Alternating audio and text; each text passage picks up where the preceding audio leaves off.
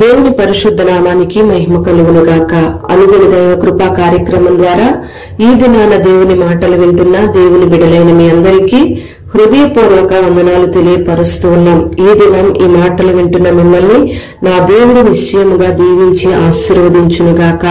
ఎఫెసీ పత్రిక 5వ అధ్యాయం 17-18 వాక్యాలను మనం గమనిస్తే ఎఫెసీ సంఘముతో పౌలు హెచ్చరిస్తూ ఉన్నాడు, మీరు ఆత్మపూర్ణులై ఉండుడి అని. ఎందుకు ఈ రీతిగా పౌలు సంఘాన్ని ఆత్మపూర్ణులుగా ఉండమని హెచ్చరిస్తున్నాడు అని మనం ఆలోచన చేస్తే హెబ్రీ పత్రిక 10వ అధ్యాయం 37వ వాక్యంలో, ఇక కాలము బహు కొంచెముగా ఉన్నది, వచ్చుచున్నవాడు ఆలస్యము చేయకవచ్చును అని రాయబడి ఉంది. ప్రియ దేవుని బిడ్డలారా, ఈ దినాలలో చాలా మంది సంఘానికి వెళ్తూ ఉన్నారు, కానీ ప్రభువు రాకడ సూచనలను గమనించి ఆయన రాకడ కొరకు సిద్ధపడే వాళ్ళు చాలా అరుదుగా కనబడుతూ ఉన్నారు.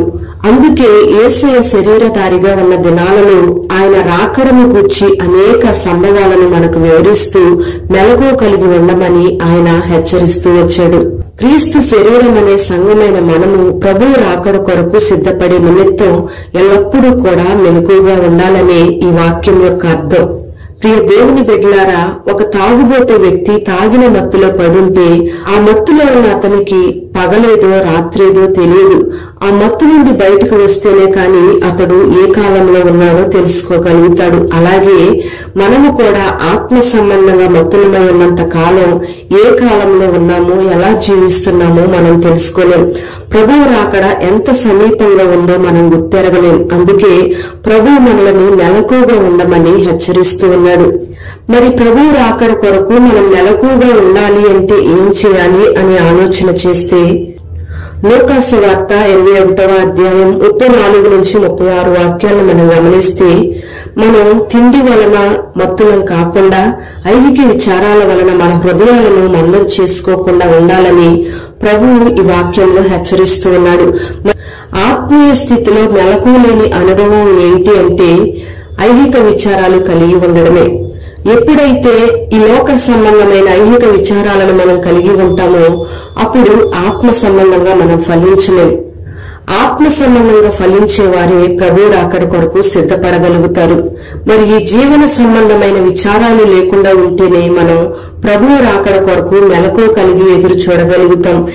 ఈ జీవన సంబంధమైన విచారాలన్నీ మన హృదయంలో ఉంటే వాక్యంలో మనం ఫలించలేం. వాక్యాన్ని ఆ విచారాలు అణచివేస్తాయి. అందుకే పౌలు భక్తుడు ప్రభువునందు ఎల్లప్పుడూ ఆనందించండి అని వాక్యం ద్వారా మనతో మాట్లాడుతూ ఉన్నాడు. ప్రియ దేవుని బిడ్డలారా, మనకు శ్రమ వచ్చినా, కష్టం వచ్చినా, వ్యాధి వచ్చినా, లోకంలో ఉన్నవి మన దగ్గర లేకపోయినా, అవమానాలు నిందలు మనకు ఎదురైనా, మనలో ఉన్నవాడు లోకములో ఉన్నవాని కంటే గొప్పవాడని అనుక్షణము కూడా మన విశ్వాసాన్ని కాపాడుకుని విచారాలు లేకుండా శ్రమలన్నీ కూడా చులకనైన శ్రమలు అని ఆయనలో మనం ఆనందిస్తూ ఉండాలి. ఆత్మీయ జీవితంలో ఒక మంట కలిగిన వ్యక్తులుగా జీవించడమే మెలకువగలిగిన జీవితం. అందుకే మనము కాలాలను గుర్తిరుగుతూ మనకు కాలం కొంచెంగా ఉందని ప్రభు కొరకు మనం సిద్ధపడాలి. ప్రియ దేవుని బిడ్డలారా, దినాలు గడిచే కొద్దీ, నీ ఆయుష్కాలం పెరిగే కొద్దీ నువ్వు ఆత్మ సంబంధంగా బలహీనం కాకుండా బలవంతునిగా మార్చబడాలి. ప్రియ దేవుని బిడ్డలారా, మనం బలహీనులం కాకుండా పరిశుద్ధులంగా బలవంతులంగా ఉండాలని ప్రభు యొక్క ఉద్దేశం. మరి మన విరోధి అయిన అపవాది అనుక్షణము కూడా మనల్ని బలహీనులుగా చేయడానికి ప్రయత్నం చేస్తూ ఉన్నాడు. ప్రియ దేవుని బిడ్డలారా, మీరు గమనించాలి, బలవంతులైన వాళ్లే దేవుని రాకడలో కొనిపోబడతారు. ప్రియ దేవుని బిడ్డలారా, మోషే జీవితాన్ని మనం గమనిస్తే ఆ మోషే చనిపోయేంత వరకు కూడా మోషేకు సత్తువ తగ్గలేదని, దృష్టి మాంద్యం లేదని మనం లేఖనాల్లో చదువుతూ ఉన్నాం. శరీర సంబంధమైన సత్తువ తగ్గలేదని కాదు గాని ఆత్మ సంబంధంగా అతడు బలవంతుడిగానే ఉన్నాడు. దృష్టి మాంద్యము అన్న మాటను మనం గమనిస్తే మోషే తనకు కలగబోయే బహుమానం మీద మోషే దృష్టి నిలిపాడు. దేవుడు అతనికిచ్చే బహుమానం కొరకే అతడు ఎదురు చూశాడు. మోషే ఐగుప్తును ఏ గురి కలిగి విడిచిపెట్టాడో దాని మీదే అతడు దృష్టి నిలిపాడు. ఒక గురి కలిగిన జీవితాన్ని అతడు జీవించాడు. దేవుని బిడ్డలారా, మనము కూడా మన జీవితంలో ఎందు నిమిత్తం మనం రక్షించబడ్డామో ఆ గురిని చెదరిపోకుండా చూసుకోవాలి. మన లోకంలో పాపంలో ఉన్నప్పుడు ప్రభువు మనలను తన ప్రేమతో ఎందుకు పిలిచాడో పిలుపుకు తగినట్లుగా మనం ప్రవర్తించాలి. మన గురి చెదరిపోకుండా మనం ఆత్మీయంగా బలహీనులు కాకుండా దినాలు గడిచే కొద్దీ ఆత్మీయ స్థితిలో మనం ఎదగాలి, స్థిరపరచబడాలి.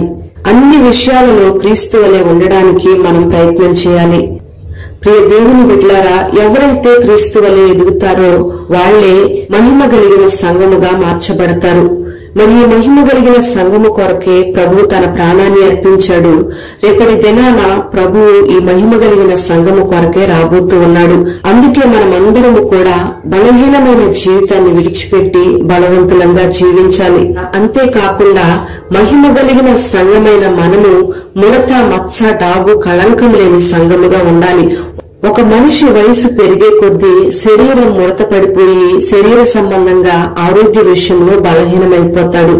యవ్వన కాలంలో తాను నడిచినంత దూరం వృద్ధాప్యంలో నడవలేడు.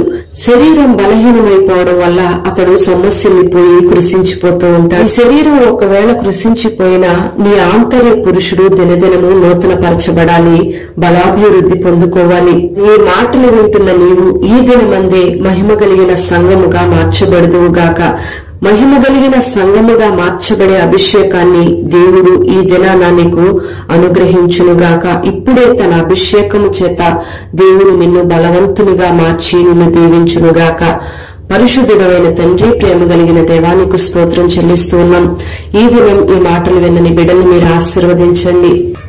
ఆత్మపూర్ణులుగా ఉండమని, కాలము కొంచెముగా ఉందని, వచ్చుచున్నవాడు ఆలస్యము చేయక రాబోతూ ఉన్నాడని మీరు మరొకసారి మమ్మల్ని హెచ్చరిస్తూ ఉన్నారు. ఈ మాటలు విన్నని బిడ్డలందరూ కూడా ఆత్మలో మెలకువ కలిగి ఐహిక విచారములు లేకుండా ఆత్మ సంబంధంగా ఫలించే అనుభవాన్ని బిడ్డలకు మీరు దయచేయండి. ఎన్ని శ్రమలు, ఎన్ని నిందలు, ఎన్ని బాధలు బిడ్డల జీవితంలో ఎదురైనా నీ రాకడ కొరకు సిద్ధపడే అనుభవాన్ని నీ బిడ్డలు కలిగి ఉండడానికి మీరు సహాయం చేయండి. నీ బిడ్డలకు కలిగిన విచారాలన్నింటినీ కొట్టివేసి ఆత్మ సంబంధంగా మీరు ఫలింపచేసి దీవెన కలుగు చేసి ఈ మాటలు విన్న బిడ్డల్ని పేరు పేరున దీవించమని, మీ సన్నిధిని బిడ్డలకు తోడుగా ఉంచి ఆశీర్వదించమని యేసు పేరట వేడుచూ ఉన్నాము తండ్రి. ఆమేన్.